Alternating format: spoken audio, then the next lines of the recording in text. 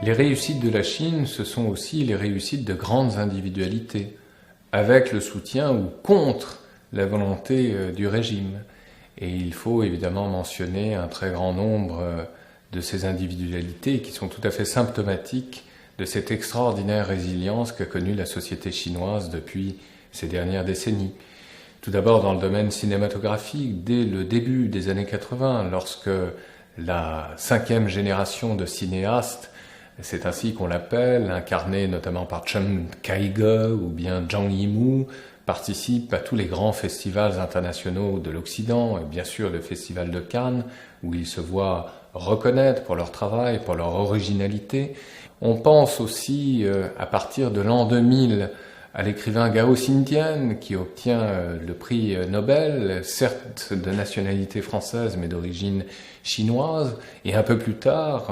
son contemporain Mo Yen, en 2012, qui remporte le prix Nobel de littérature. C'est vrai également dans un tout autre domaine, ô combien important d'un point de vue symbolique, celui de l'architecture, la Chine étant devenue l'un des principaux laboratoires de l'architecture internationale. On pense bien sûr à Herzog et de Meuron pour la construction du Bird's Nest pour les Jeux Olympiques de Pékin, mais l'on pense aussi à Paul Andreu, mais aussi Norman Foster ou Zaha Hadid, et enfin de grands architectes chinois tels que Ai Weiwei, mais aussi Wang Shu, qui en 2012 a emporté le fameux prix Pritzker, qui est l'équivalent pour l'architecture du prix Nobel. Et donc on voit que dans un domaine où pourtant la Chine n'excellait pas nécessairement, celui de l'architecture, eh bien là aussi la Chine a réussi à se distinguer. C'est vrai également dans le domaine du sport. On pense bien sûr à Yao Ming, le grand basketteur qui,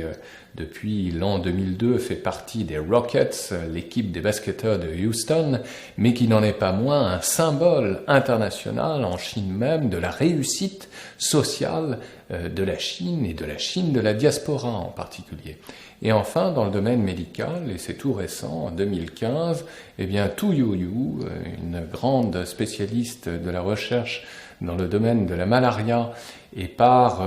là aussi une enquête fine et de plusieurs décennies menée à partir d'anciens manuels de médecine traditionnelle chinoise, eh bien, a réussi à trouver des vaccins tout à fait opératoires et efficaces dans le domaine de la lutte contre la malaria. Et elle a obtenu précisément en 2015 l'équivalent du prix Nobel de médecine. Donc, ce qu'il faut retenir, c'est que cette société chinoise est souvent portée par son État, parfois brimée par son parti, mais elle n'en est pas moins de plus en plus efficace et réussit à créer de très grandes individualités avec lesquelles, évidemment, il faudra à présent compter.